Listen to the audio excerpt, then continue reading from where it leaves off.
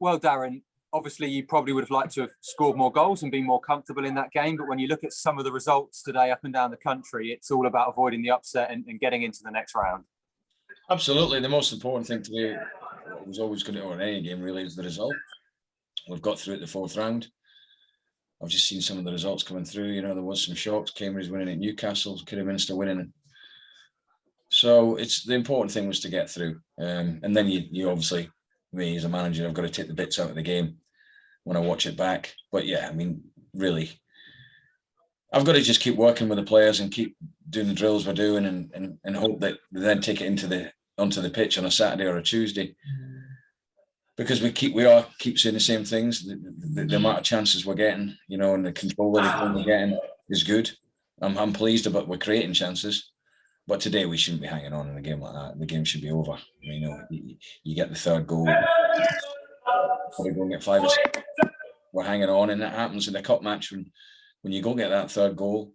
It gives them confidence, and they're just putting balls in the box without really troubling us. But no, that was a frustrating thing. I think for everyone to get that third goal, especially chances we had, meant it was a lot more uncomfortable than it should have been. Yeah, and an element of them putting bodies on the line defensively and the keeper coming out to meeting a lot of overhit balls, and he pulled off some saves as well. But you looking at it from your team's perspective, it's that taking of the opportunities again that you're looking at. Yeah, absolutely. Taking of the opportunities, final pass, final decision, final finish. But at least we're creating them, you know, and the important bit is that. But obviously, we have to start turning, you know, we're just not working goalkeepers enough. You know, and I go back to when we've changed shape to the diamond. I think it does suit a lot of the team. I think it has got us control of possession and control of games. But without watching it back, I know that we haven't worked the goalkeeper enough or scored enough goals today. We conceded a really poor goal for us. But again, there was some good stuff. But look, the main thing was we got through. And first game in 3 weeks. Crowd are very good, very, very good. They were the crowd today, because they could have got frustrated as well, but I didn't see any signs of that. And like myself, they would have liked to have seen more goals. Yeah, I guess a bit of rustiness probably from both teams. 21 days for you, 28 days since they last played, but you know, end-to-end stuff at times. And I suppose in that first half, was it maybe, as with the goal and some of the chances where they were running through, just maybe a bit of complacency out of position, trying to do too much perhaps going forward as well, sending, you know, too many people going forward? What do you put that down to, letting them back into the game? What, do you mean the first goal or the game? They're equalised. I know it was a penalty, but obviously they were threatening with some opportunities, even if not testing Cornell. No, they weren't, but you're right. In transition, you know, when the ball changed hands, they went forward very quickly to try and counter-attack. It's something we have to improve on, there's no doubt. But the goal's soft. 2 things, you know, the ball's always going in behind Ronnie, he needs to drop, and then Dye should be higher and just clearing it. And actually, when it does go through it, he's come too late. He should stop. And I don't know what the hesitation was between the referee and whatever, because when I've watched it back, it's a clear penalty. It's a clear penalty. And then towards the end, you're absolutely right. I just said to the players, the game's too open. You know, we have to either get the third goal and kill it, or we have to control the game with the ball. And we didn't do either. We gave away, they counter-attacked. So look, without watching it back, I know there's certain things that from today I can take out and work towards. But like I said at the start of the interview, I have to and me and the coaches have to keep working with them in terms of the stuff we're doing on training. And it's got to be repetitive and keep doing it and hope that there's improvement.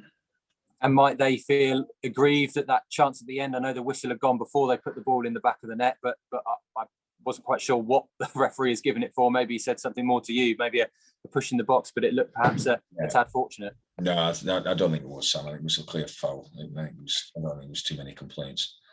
I thought it was a clear foul. He gave it straight away. And the referee had an indifferent day, shall we say. We thought we had a clear penalty with George Grant. I know the ball's carried on, but it's got to go back as it would in any other part of the pitch and give the penalty. But we've only got ourselves to blame for making it uncomfortable towards the end. But it's a win, and you know, we're in the fourth round, and you know, if you rewind 12 months to this time last year when we had that horrendous result. And look, my hope now is we get a really good draw in terms of hopefully one of the big ones away from home. Be a great opportunity for the players to play, get a bit of resources in for the club. And let's see what we do. Knowing my luck and draws, we'll probably get someone like Huddersfield away or something. No disrespect to them, but it wouldn't be a tie we want. I'm not across all the scores, but did you say Kidderminster won? So you can't get Reading, and I'm not sure about West Brom because they seem to be the two that Posh always get. West Brom I know was 1-1 against Brighton, but no replays of course in round 4, so you probably want that tie to be away. But let's just talk about your halftime substitute, your new signing, Barley Mumba, got the winning goal. What a goal it was, and he got man of the match for that 45-minute performance. If he carries on like that, will be a joy to watch over the second half of this season.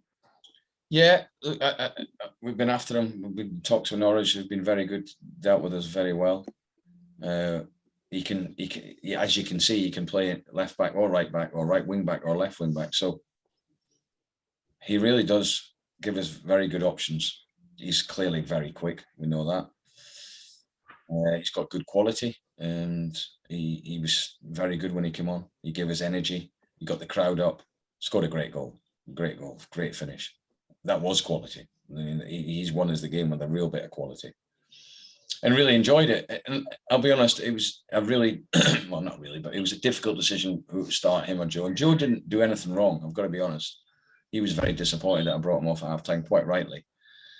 I just felt we needed a bit more energy going forward because the way the game was going, the space was on the outside of them because they were playing quite a high line, so our fullbacks could get in, which Barley obviously did. So, he was very, very good when he came on. I think he's going to be a very good signing for us. And as I've said earlier, he's both comfortable at left and right back.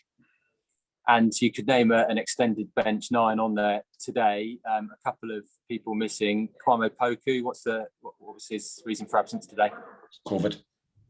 Tested positive yesterday.